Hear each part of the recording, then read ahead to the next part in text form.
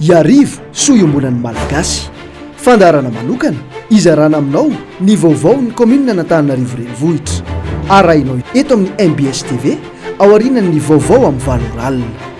Iarivo soiombonan'ny malagasy.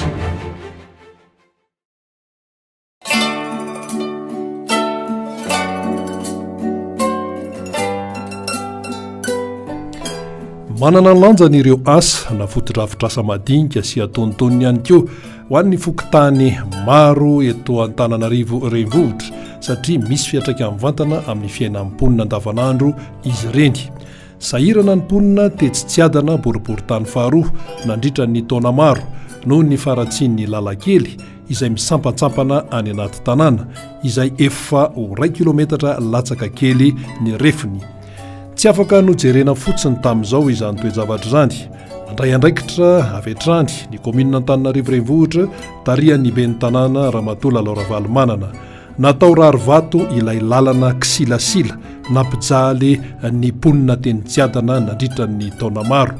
Teknika avolenta no nampiasaina ary azo antoka fa aharitra 10 taona ny maro ny fahatezany. Faly ny mponina tetsi-tsiadana. Ny fiatsakan'le fahavitany lalana teto Tsiadana zany dia zao. Taloha teto fotaka be, lalana lalatany be ny teto. Manoatra no reny any ambanivohitra reny. Dia mitsotra ny commune urbaine Antananarivo aloha ty hatramin'ny voaloha fa vita tsara le lalana.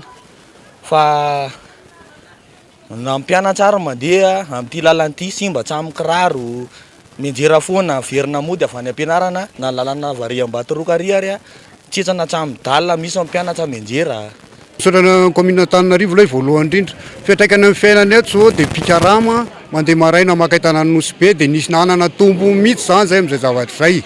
Dia fahavitanyity lalana ity koa moa dia nisy eo amin'ny fiainam-boaka dia nisy fiovana mihitsy zany satria tamin'ny andro teo aloha dia nisy mamotaka teo an-jirama mibahana zao fa vita daholo zao. Tao ambany tao maka mba nitsoriko aminareo fa fanariana zordira kamintsika nareo ka mba niakatra teo fa vita tsara zao.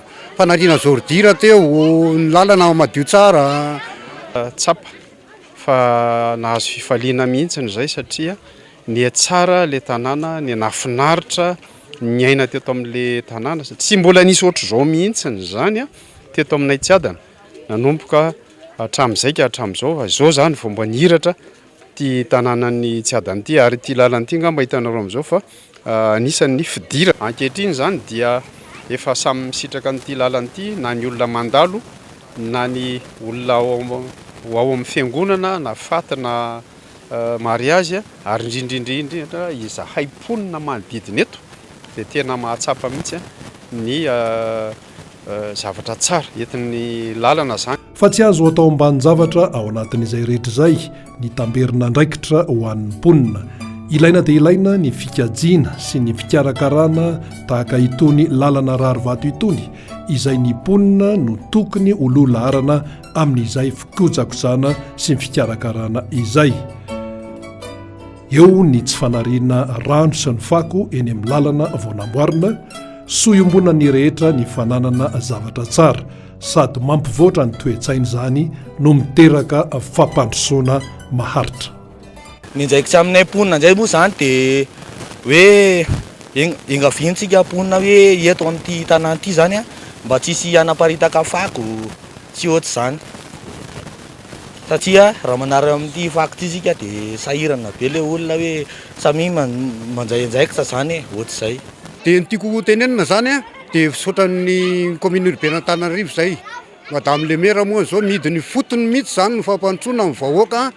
Dia hita amin'ny vahoaka tsara hoe zay nidiny fotony fampandrosoana ety an-tanàna. Misaotra makasitraka ny izay nanao an'izy ity araka ny fahafantaranay moa dia ny commune Antananarivo renivohitra. Misaotra ny commune urbaine izay misaotra ny Laoravalomanana fa navita ny lalana aty Tsiadana.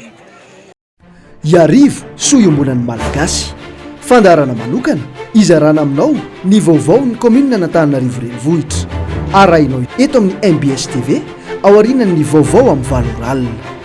Iarivo soiombonan'ny malagasy.